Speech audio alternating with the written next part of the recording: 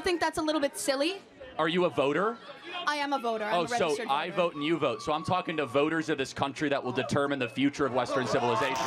So it sounds like you do know that the Republican Party's current stance on abortion is they're against a federal ban on abortion. I do And we're understand talking about that, a presidential election as the Yes. important election that we're talking about here. I understand that, yes.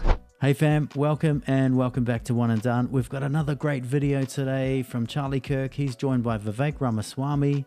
A progressive student approaches Charlie Kirk, tries the personal attacks. She gets twisted up like a pretzel. She's all hostile, and then Vivek disarms her like the master that he is, tries to pinpoint her disagreements, and what we find is she comes very much underprepared. Now, before we jump in, don't forget to hit that like. It really helps the channel. Smash the subscribe button, ring the notification bell, share the video far and wide, and without delay, let's roll that tape. Do you feel proud of yourself for debating college kids who are unprepared to speak in front of an audience like yourself?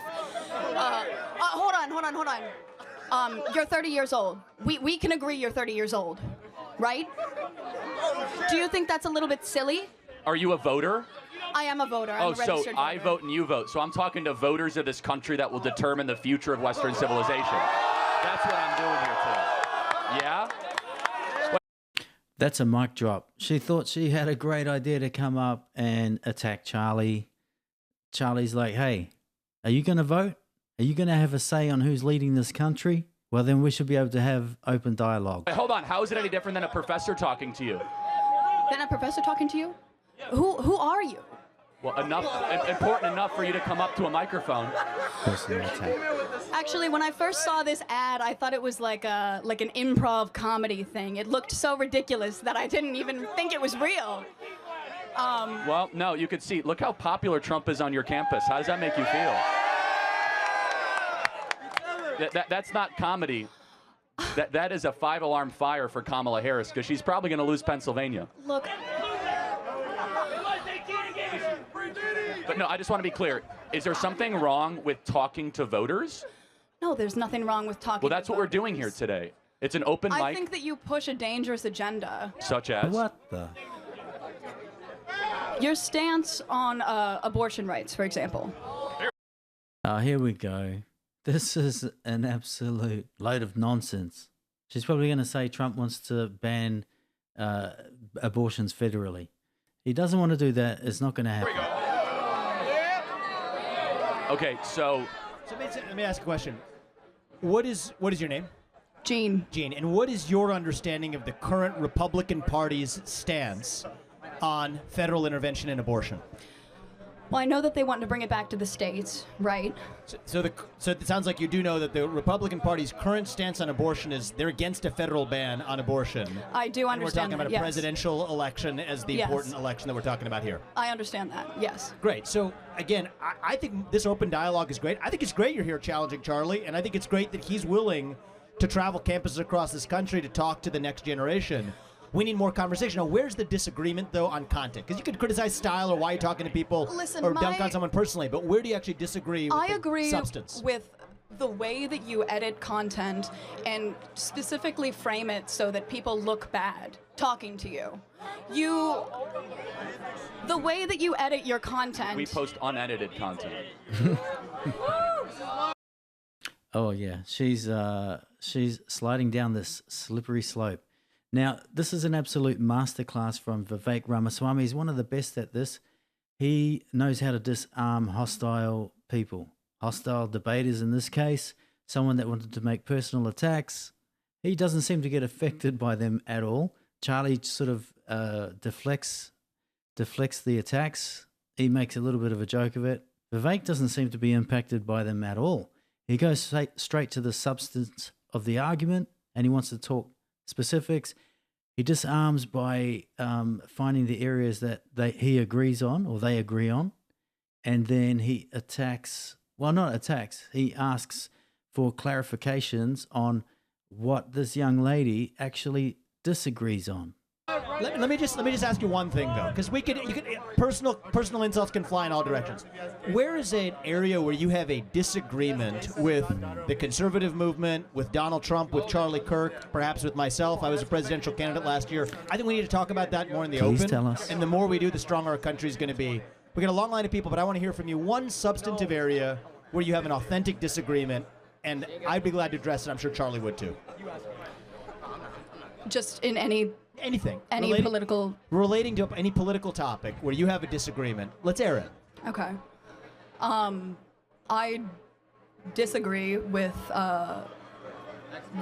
some of the laws that are being pushed in Congress that are against the LGBTQ community and the trans community. Okay. This didn't work out well for her, I'm afraid. So let's talk about that.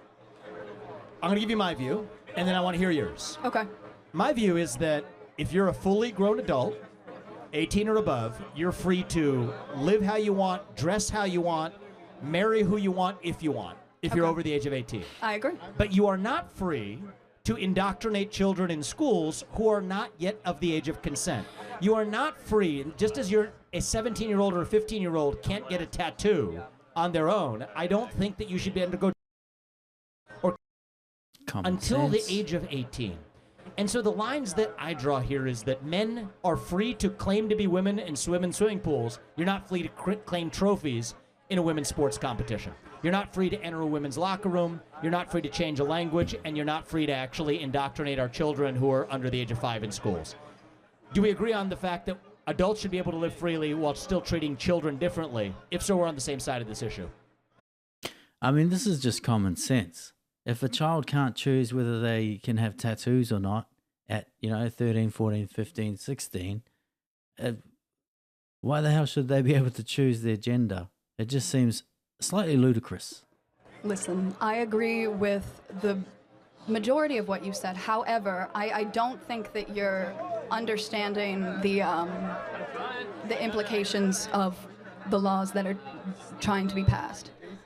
Look, we got a head start in the conversation. We got a long laws? line behind you. But my only ask is, forget the personal attacks or the stylistic attacks. Focus on substance. The more we debate that, the stronger we're going to be as a country. Thank you for coming. Thank you. I don't think you're focusing on substance, though. That's the issue. Hold on. Look, he intentionally tried to provoke substance out of you, and you said, well, I'm worried about some laws Congress should pass. I have to ask, what laws are you talking about? Can you be specific? I'm sorry, I'm very nervous, but this is what you do. This is what you do. You take people and you put them under the spotlight, and you. Well, hold on. I didn't ask you to come up here. You voluntarily came to the front of the line. You didn't. I mean, she was full of confidence when she came up. She had a plan. She seemed extremely confident. But I think what happened was Vivek stripped her of the hostility, and then he just simply exposed her position. And he's an absolute master at it. Have to do that. You're purposely antagonizing people on campus, asking How? people to come up by spreading your weird agenda. How? What agenda is that? I'm confused, though. So, Charlie, I'll say this. We'll end on this and we'll go to the next question. When I was 18, and I'm not going to blame you for this, I also took for granted a lot of the stuff that the media force-fed me, because that's what you know at the age of 18. You say there are some vague laws making their way through Congress that are hostile to trans community. Know how? I don't think those laws actually exist, but I don't blame you if that's what the cable media is feeding you. But let's get to the specifics, and then we're able to actually have an open dialogue. And that's one of the things I've learned over the last 20 years. I think that the issue is we're getting our media from different sources. Both people are getting media from these skewed sources. The facts that you're presenting are not always correct. And that's why we're here with no TV screens between us. So people who have policy-based substantive disagreements, we invite those. I think that's how we're going to get our country back. And as it relates to trans, which you brought up, 18 or above, you're free to live how you want. You're not free to force that onto somebody else, or especially kids. And if we agree on that, we make some progress. Thank you. Well, let's wrap this up. That was very interesting to watch. We had a masterclass there by Vivek. Two different approaches to a sort of a hostile debater. Someone that come in with a plan. I think she was underprepared. She was looking more for a confrontation. what I've seen from Charlie Kirk over all the videos that I've watched of Charlie Kirk is that he's on point. Now, he has a different approach to Vivek Ramaswamy. Charlie Kirk, he tends to, turn the hostile attacks into, makes them humorous. And he sort of disarms people a little bit like that. Vivek Ramaswamy, he seems to find common ground, something that they both agree on. And then he wants to talk about substance. He wants to talk about specifics. And in this particular case, she was very underprepared. She wasn't prepared at all for this type of dialogue with Vivek Ramaswamy. He's an absolute master at it. I can't think of anyone else that is better than him in disarming people.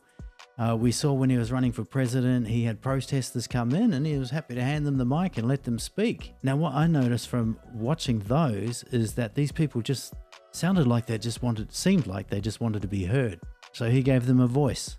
Now, I think you can do that when you actually have a vision. You have leadership traits like Vivek does. You have a vision and you have policies that you believe in. That's why he is so transparent. He can stand there and he can defend his positions. And that's why he doesn't get heated.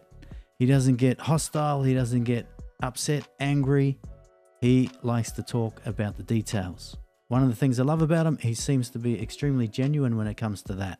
Very different to other politicians. Now, I'd love to hear your thoughts. Leave your comments in the comment section. Don't forget to hit that like. It really helps the channel. Subscribe if you haven't been here before. And I'll catch you in the next video.